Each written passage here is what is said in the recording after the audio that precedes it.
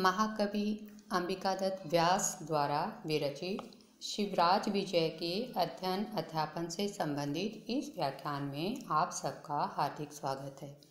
पिछले व्याख्यान में हमने महाकवि अंबिकादत्त व्यास तथा शिवराज विजय से संबंधित संक्षिप्त परिचय प्राप्त किया था। साथ ही मंगलाचरण करते हुए इसके प्रथम गद्यांश का अध्ययन भी किया था। अध्ययन करते समय हमने जाना था कि एक आश्रम का वर्णन किया जा रहा है, जिसमें एक ब्राह्मण बटु प्रातःकाल उठकर अपने पर्ण कुटीर से सूर्यदेव के गुणों का चिंतन करते हुए बाहर आता है और उस चिंतन में हमें सूर्य से संबंधित अति महत्वपूर्ण जानकारी प्राप्त हुई थी। आगे ब्राह्मण बटु क्या कहता है और किस प्रकार का है, इसका वर्णन किया गया है। पढ़ते हैं ग्रंथ के अनुसार। अहो चिररात्राय सुप्तोहम स्वप्न जाल परतंत्रेण एव महान पुण्यमय समय अतिवाहित। आश्चर्य प्रकट करते हुए ब्राह्मण बटु कहता है, जब देखता है कि प्रातःकाल का समय व्यतीत हो गया काफ़ी, तो वह आश्चर्य प्रकट कर रहा है कि अरे चिररात्राय सुप्तो हम, मैं तो रात्रि में बहुत देर तक सोता रहा और बहुत देर तक सो कर के मेरे द्वारा क्या कर दिया गया कि महान पुण्यमय समय अतिवाहित है, ये महान पुण्यदायी समय व्यतीत कर दिया गया। प्रातःकाल का महान पुण्यदायी समय व्यतीत कर दिया गया। किसके कारण? स्वप्न जाल परतंत्रेण एव, स्वप्न जाल की परतंत्रता के कारण, अर्थात निद्रा रूपी जाल में फंसने के कारण। इस तरह से वह कहता है कि अरे आश्चर्य है कि मैं रात्रि में बहुत देर तक सोता रहा, जिसके कारण मेरे द्वारा निद्रा रूपी जाल में फंसकर यह महान पुण्यदायी समय व्यतीत कर दिया गया है। यह समय कैसा है? संध्योपासन समयो अस्मत् गुरु चरणानाम।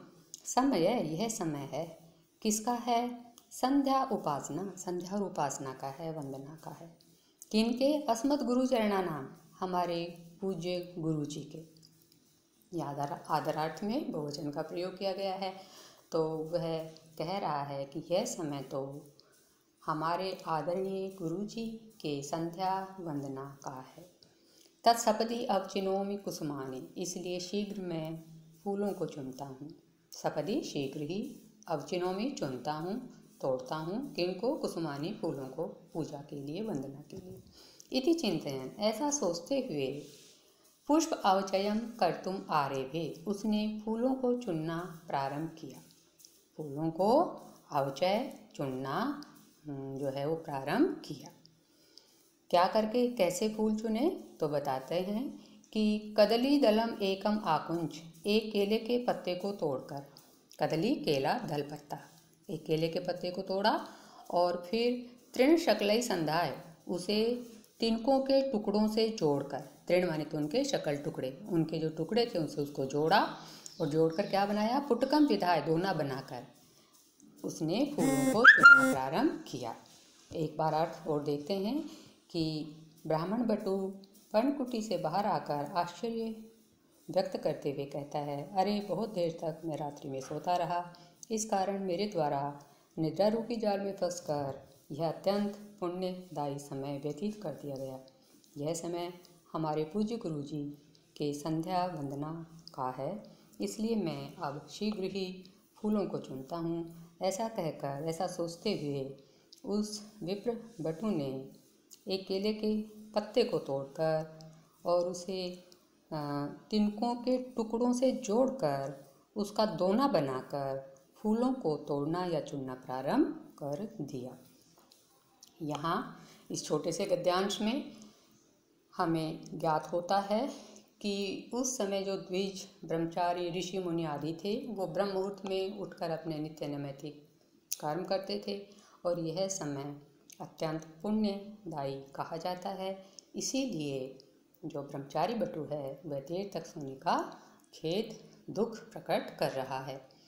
इस छोटे से गद्यांश से हमें आश्रम के जीवन की झलक भी मिलती है।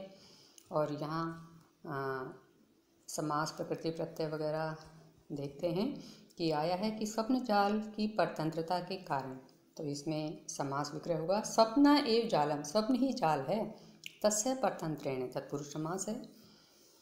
और पुण्य में पुण्य शब्द से मयट प्रत्यय है।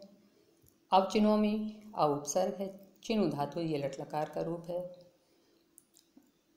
और चिंतयन में चिंत धातु से क्षत्रिय प्रत्यय होकर ये रूप बनता है। आकुंच में आंग उपसर्ग है, कुंच धातु है, त्वाकुल्यप। तृण शकलई का विग्रह होगा, तृणानाम शकलई थी, तृण शकलई। संध्याय में संसर्ग धा धातु, त्वाकुल्यप। आरेभ्य यह आंग उपसर्ग रम धातु और लिट लकार प्रथम पुरुष एक वचन का रूप है। अगला गद्यांश। बटुरसौ आकृत्या सुंदर वर्णेन गौर जटाभिर्ब्रह्मचारी वयसा षोडश वर्ष देशीय कंबुकंठ आयत ललाट सुबाहुर्विशाल लोचनश्चासी। इस छोटे से गद्यांश में उस ब्राह्मण बटु के रंग रूप आकृति आदि का वर्णन किया गया है। असौ बटु, वह बटु ब्रह्मचारी बालक कैसा था? आकृत्या सुंदर है, आकृति से सुंदर था। वर्णेन गौर, वर्ण से गौर था, गौर्य वर्ण का था। जटा भी ब्रह्मचारी, और जटाओं से ब्रह्मचारी प्रतीत होता था। वैसा षोडश वर्ष देशी है, और उम्र से वह 16 वर्ष का प्रतीत होता था। षोडश 16। कंबुकंठ है तथा कंबु के समान कंठ वाला था। कंबु कहते शंख को, शंख के समान कंठ वाला था। आयत ललाट है और विस्तृत भाल वाला था, विस्तृत मस्तक वाला था। सुबाहु विशाल लोचन है चह आसी, और उसकी जो बाहु थी, भुजाएं थी, वो सुंदर थी, और जो लोचन थे वो विशाल थे। तो सुंदर भुजाओं वाला तथा विशाल नेत्रों वाला था। इस प्रकार यहाँ जो ब्राह्मण बटु है उसके आकार, रंग रूप इत्यादि का वर्णन बहुत ही स्वाभाविक और उदात्तता के साथ किया गया है। तो यहाँ उदात्त अलंकार है, और जो कंबुकंठ है उसमें लुप्त उपमा अलंकार भी है। प्रकृति प्रत्यय समास वगैरह, यहाँ सारे विशेषण पद जो हैं उनमें बहुब्रीहि समास है। तो इसमें कारक का विशेष प्रयोग हुआ है, जैसे आकृत्या और वर्णेन है। यहाँ पर जो तृतीया विभक्ति है ये प्रकृत्यादिभ्य उपसंख्यानम सूत्र से होगा यहाँ पर तृतीया विभक्ति। और जटा भी जो है ब्रह्मचारी में इत्थम भूत लक्षणे सूत्र से यहाँ तृतीय विभक्ति का प्रयोग हुआ है। समास विग्रह देखें तो हो जाएगा कंबुकंठ में कंबुः इव कंठ यस्य स, बहुब्रीहि समास। आगे भी विशेषण पदों में इसी तरह से विग्रह होगा। आयत ललाट है, आयतः ललाट यस्य स। सुबाहु, भुजाएं दो हैं, तो विग्रह होगा शोभनौ बाहु यस्य स। और विशाल लोचने में भी लोचन दो हैं, इसलिए विग्रह होगा विशाले लोचने यस्य स। अगला गद्यांश। इस गद्यांश में अब वह पर्णकुटी कैसी थी, उसका जो प्राकृतिक दृश्य था वो कैसा था, इसका वर्णन किया जा रहा है। कदली दल कुंजायितस्य एतत् कुटीरस्य समन्तात् पुष्पवाटिका पूर्वतः परम पवित्र पानीय पर सहस्र पुंडरीक पटल परिलसितम पतत्री कुलकूजित पूजित पय पुरितम सर आसीत। यहाँ पर बताया जा रहा है कि कदली दल कुंजायितस्य एतत् कुटीरस्य समन्तात् पुष्पवाटिका। एतत् कुटीरस्य, इस कुटीर के समन्तात् चारों ओर पुष्पवाटिका, एक पुष्पवाटिका थी। कुटीर के चारों ओर एक पुष्पवाटिका थी, जो कैसी, कुटीर कैसा? कदली दल कुंजायितस्य, केले के पत्तों से घिरे होने के कारण कुंज के समान लगने वाला। कुंजायित, वह कुटीर ऐसा लगता था जैसे लता और पौधे आदि का कुंज हो। तो इस तरह से केले के जो पत्ते थे उनसे घिरा होने के कारण कुंज के समान लगने वाले इस कुटीर के समन्ता चारों ओर पुष्प वाटिका, एक फूलों की वाटिका थी। चारों ओर तो फूलों की वाटिका थी, और पूर्वतः, पूर्व दिशा में क्या था, तो बताया एक सरय आसी, तालाब था। तालाब कैसा था उसका वर्णन किया गया है कि पूर्व दिशा में एक पयः पूरितम सरय आसीत्, जल से परिपूर्ण तालाब था। जो कैसा था तालाब और उसकी क्या क्या विशेषताएं थी, तो आया परम पवित्र पानीय, जिसका जो जल था वो परम पवित्र था। परम पवित्र पानीय, पीने योग्य जल से युक्त था, एक विशेषण। दूसरा है पर सहस्र पुंडरीक पटल परिलसितम, तथा हजारों से भी अधिक श्वेत कमलों से युक्त था। सहस्र हजार, पर माने हजारों से भी अधिक, पुंडरीक कहते हैं श्वेत कमल को, तो हजार से अधिक, सहस्र से भी अधिक श्वेत कमलों से वह परिलसितम सुशोभित था। पतत्री कुल कूजित पूजित पय, और पतत्री कुल कूजित पूजित, पक्षियों के जो कुल हैं, समूह है, उनके कूजन से युक्त था। ऐसा जल से परिपूरित तालाब था। तो इस तरह से यहाँ तालाब के जो विशेषण आए हैं वो ये हैं कि एक उसका जल पवित्र था, दूसरा उसमें हजारों से अधिक जो कमल के, श्वेत कमल के फूल खिले हुए थे, उससे वो सुशोभित था, और तीसरा उसमें जो पक्षियों का जो समूह है उसका कूजन व्याप्त था।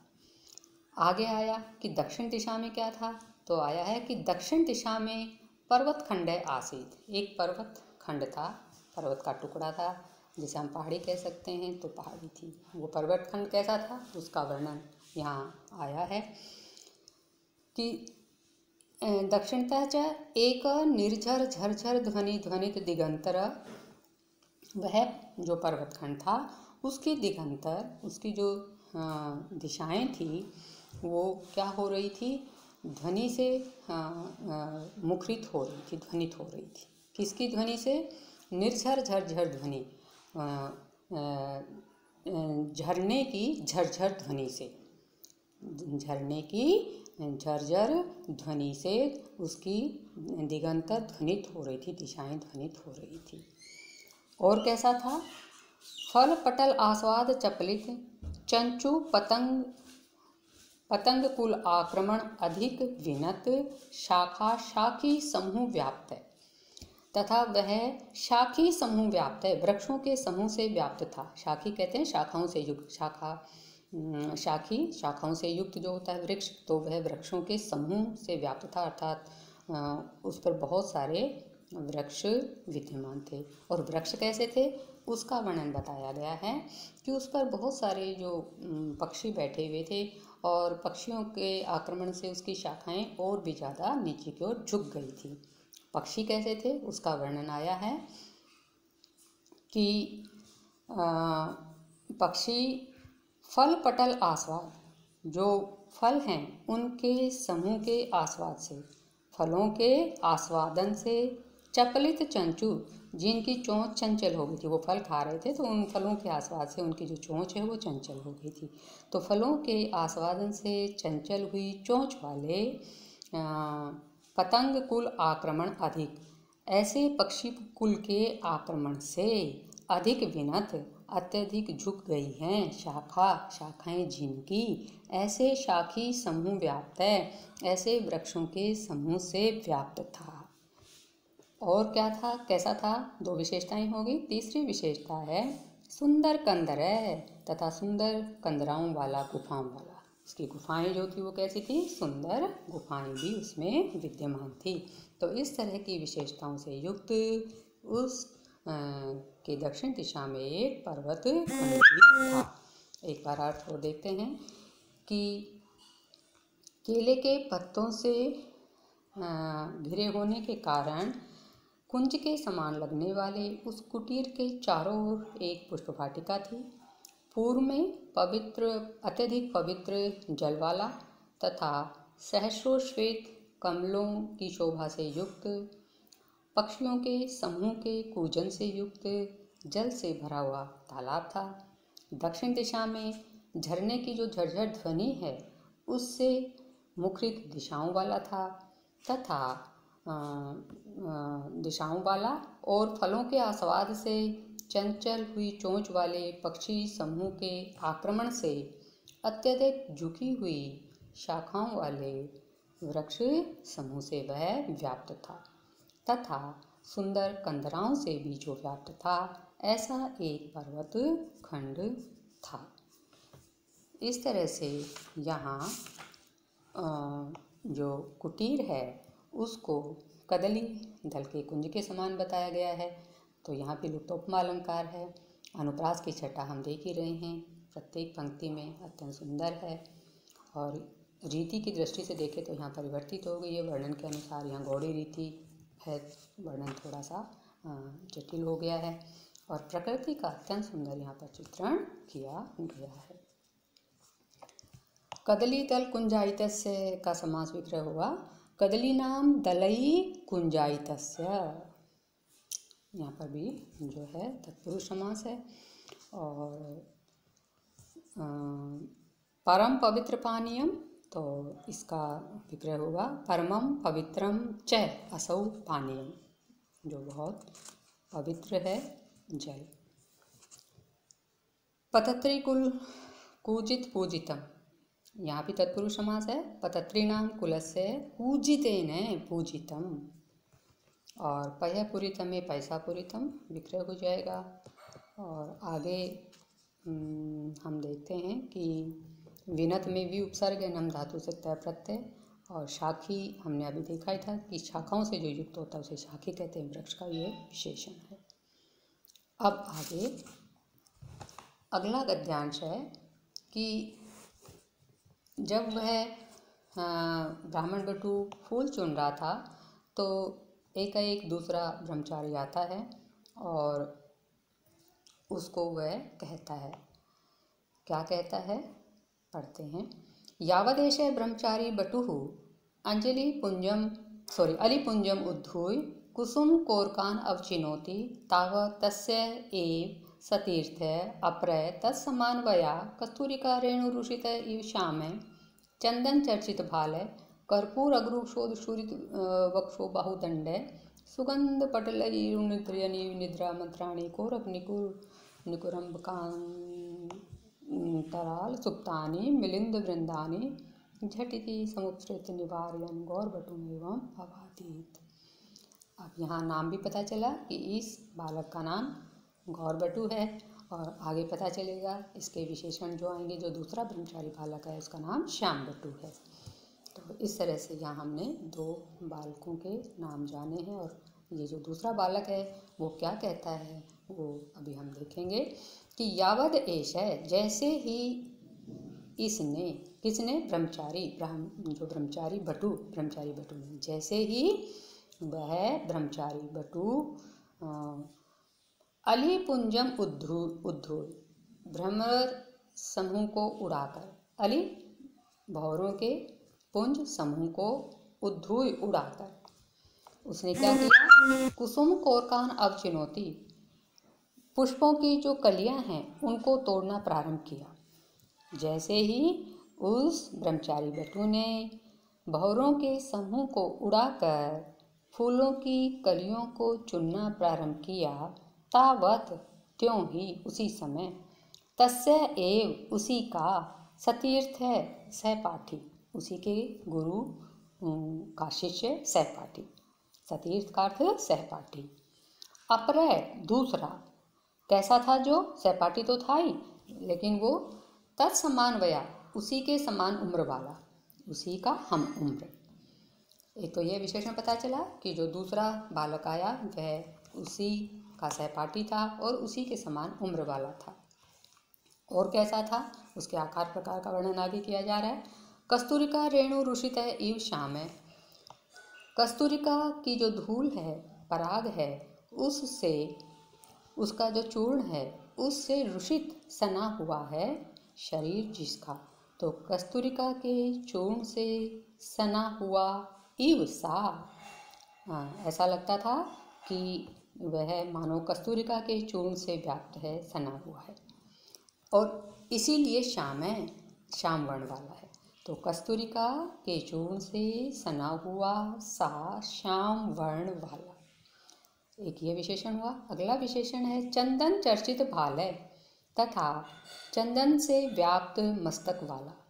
उसके मस्तक पर क्या लगा हुआ था? चंदन। तो चंदन से व्याप्त ललाट वाला, भाल माने मस्तक वाला या ललाट वाला। और कैसा था कि कर्पूर अगरु क्षोध शूरित वक्ष बाहु दंड है। कर्पूर कपूर और अगरु जो अगरु है उसके क्षोध शूरित उसके चूर्ण से सुशोभित या व्याप्त है। वक्ष बाहु दंड है, वक्षस्थल और भुजाएं जिसकी। तो कपूर और अगरु के चूर्ण से व्याप्त या सुशोभित वक्षस्थल और भुजाओं वाला। सुगंध पटलई उन्निद्रयन इव, वह अपनी सुगंध से, उसने क्या किया? अपनी सुगंध से। अब क्या किया कि उन भ्रमर समूह को वो मानो जगाने लगा। जब उसकी गंध वहाँ पर फैली तो जो भ्रमर समूह सोया हुआ था वह मानो जागने लगा। तो अपनी इस प्रकार की सुगंध से उन निद्रयनी जगाता हुआ सा। किनको जगाता हुआ? आगे आया है मिलिंद वृंदानी, भ्रमर समुदाय को, भ्रमर समूहों को अपनी सुगंध की अधिकता से जगाता हुआ। अब भ्रमर समुदाय कैसा? तो उसका विशेषण आया कि निद्रा मंथराणी, जो नींद से अलसाए हुए थे, नींद से मंथर थे, अभी उठे नहीं थे, अलसाए हुए थे। और कैसे थे? कोरक निकुरम कांतराल सुप्तानी, अंतराल सुप्तानी, जो कैसे थे कि कोरक कदम्बों के अंतराल में सोए हुए थे। कोरक जो कदम्ब हैं, कलियां हैं, उनके बीच में सोए हुए थे। तो इस तरह से कोरक कलियों के अंतराल में सोए हुए भ्रमर समुदाय को अपनी सुगंध की अधिकता से जगाता हुआ सा वह क्या किया? एकाएक झटी थी, एकाएक समुपसृत्य गौरबटुम निवारयन एवं अबाधित, उस गौरबटू के पास जाकर उसको फूल चुनने से रोकते हुए एवं अबाधित इस प्रकार बोला। फूल चुनने से उसने रोका कि फूल चुनना बंद करो, और फिर आगे उसने कहा। एक बार और देखते हैं कि जैसे ही ब्रह्मचारी बटू ने भ्रमर समूह को उड़ाकर पुष्पों की कलियों को चुनना प्रारंभ किया, उसी समय उसी का सतीर्थ या सहपाठी, समान उम्र वाला दूसरा जो ब्रह्मचारी था, बालक था, जो कैसा था? कस्तूरिका के चूर्ण से व्याप्त सा श्यामवर्ण वाला, चंदन से व्याप्त ललाट वाला, कपूर और अगरू के चूर्ण से व्याप्त वक्षस्थल और भुजाओं वाला था, तथा निद्रा से जो अलसाए हुए तथा कोरक कदम्बों के बीच में सोए हुए भ्रमर समुदाय थे, उन भ्रमर समुदाय को अपनी सुगंध की अधिकता से जगाता हुआ सा एकाएक उस गौरबटू के पास आकर उसे रोकते हुए, फूल चुनने से रोकते हुए इस प्रकार अबाधित बोला। क्या बोला? यह हम अगले व्याख्यान में पढ़ेंगे। अब इसके जो साहित्यिक विशेषता वगैरह देख लेते हैं। तो यहाँ कस्तूरिका, श्याम आदि में उत्प्रेक्षा अलंकार है, और उन्निद्रयन युग में भी उत्प्रेक्षा अलंकार है। श्याम जो वटु है उसके शरीर में चंदन, कपूर, अगर, कस्तूरी का जो लेप था, उसकी जो सुगंध थी, उसे सूंघकर जो निद्रा में अलसाए हुए भ्रमर थे वो उड़ गए और उसके शरीर पर आने लगे। तो यहाँ यह बहुत ही स्वाभाविक वर्णन यहाँ किया गया है, उसकी उत्प्रेक्षा स्वाभाविक रूप में ही की गई है। यहाँ पर उद्धूय में उत उपसर्ग है, धूय से त्वाकुल्यप, और सतीर्थ का हमने देखा समान है तीर्थ जिनका। तो यहाँ पर एक गुरु के वो शिष्य सतीर्थ कहलाते हैं। और कस्तूरिका रेणु रुषितय में समास विग्रह होगा, कस्तूरिकायाः रेणु भी रुषिता, तत्पुरुष समास। इसी तरह से चंदन चर्चित भाले में भी चंदनेन चर्चितम भालम यस्य सह्याम बहुब्रीहि समास। जितने जो विशेषण हैं उनमें इसी तरह से समास विग्रह करेंगे। और उन निद्रयन में उत उपसर्ग है, निद्री, फिर ये निजंत रूप है और क्षत्रिय प्रत्यय। समुपसृत में सम उपसर्ग है, उप है और फिर श्रित धातु से तो आपको ल। निवार्यन में नि उपसर्ग है, व्री धातु है, ये भी निजंत है और क्षत्रिय प्रत्यय। और इस तरह से यहाँ पर दूसरे बालक के भी आने का हमने वर्णन पढ़ा। आज इतना ही। इस पढ़ाए गए अंश को जो अभी जो पढ़ा है उसे आप दोहराएं और नियम अनुपालना के साथ सकुशल रहें। धन्यवाद। जय तु भारत।